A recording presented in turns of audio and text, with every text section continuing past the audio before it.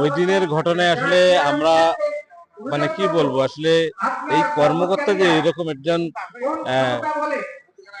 BCS করা একজন কর্মকর্তা যে সাংবাদিকদের সাথে আচরণ করতে পারে, আসলে এটা আমাদের মানে মাথায় আসছে না। আসলে উনি আমাদেরকে তথ্য দিবে বা তথ্য না দিলে বলবে তথ্য দিতে দিব না আমি, কিন্তু তথ্য চাওয়ার সঙ্গে সঙ্গে যে উগ্র মেজাজে আমাদের সঙ্গে কথা বলবে, আমাদেরকে অফিস থেকে বের হয়ে যেতে বলবে এবং গেট আউট বলবে, আমার শিক্ষাগত সম্পর্কে জানতে যাবে, এটা আমরা আসলে আশা করছি না। আমি চাচ্ছি এনার অবিলম্বে বিচার হোক এবং এনাকে চাকরি থেকে অব্যাহতি দেওয়া হোক, না হলে এই সারা জীবনে এইরকম দুঃসাহসিকতা দেখাবে।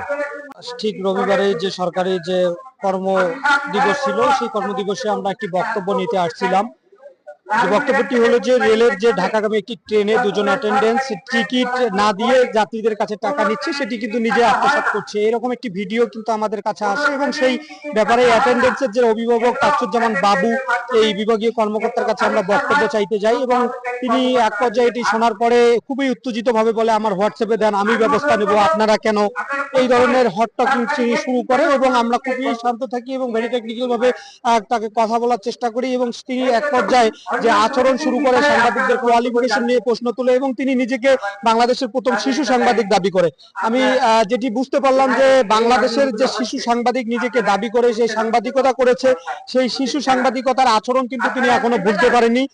প্রজাতন্ত্রের একজন কর্মকর্তা হয়েও কিন্তু সেই শিশু সাংবাদিকের যে আচরণ, সেটি কিন্তু যে পেশাদার সাংবাদিক তাদের মাঝে ফুটিয়ে তুলেছে এবং এক পর্যায়ে তিনি গেট আউট বলে সাংবাদিক, যে 3 সাংবাদিক আমরা গিয়েছিলাম, তাদেরকে কিন্তু বের করে দিয়েছে। তো তারই দাবিতে কিন্তু আজকে সাংবাদিকরা মানববন্ধন করছে এবং 24 ঘন্টা আলটিমেটাম দিয়েছে তাকে, তার যে সব পদ আছে তাকে যেন চাকরিচ্যুত করা হয় এবং এটির প্রেক্ষিতে কিন্তু মানববন্ধন এবং বিক্ষোভ মিছিল করছে সাংবাদিকরা। রংপুর এক্সপ্রেস ট্রেনে দিনে টিভিতে যাত্রীদের কাছ থেকে টাকা নিয়েছিল, সে ঘটনার ভিডিওটি যখন সাংবাদিকদের কাছে আসে, লালমনিরহাটের 3 জন সাংবাদিক সেই সংশ্লিষ্ট কর্মকর্তার কাছে বক্তব্য দিতে চায়। তো সেই কর্মকর্তা সাংবাদিকদেরকে বলছে যে গেট আউট বলে বের করে দিয়েছে, এটি আসলে অত্যন্ত দৃষ্টিপূর্ণ আচরণ দেখিয়েছে। আমি বলতে চাই যে আপনি রাষ্ট্রের একজন কর্মচারী, প্রজাতন্ত্রের একজন কর্মচারী, আমাদের ট্যাক্সের টাকায় আপনার বেতনে আপনার এই দুঃসাহস হয় কিভাবে? আমরা মানববন্ধন করেছি, প্রতিবাদ করেছি, বিক্ষোভ করেছি। আগামীতে সাংবাদিকরা আলটিমেটাম দিয়েছে, তারা লাগাতার কর্মসূচি গ্রহণ করবে, তার চাকরিচ্যুতির দাবি জানায়।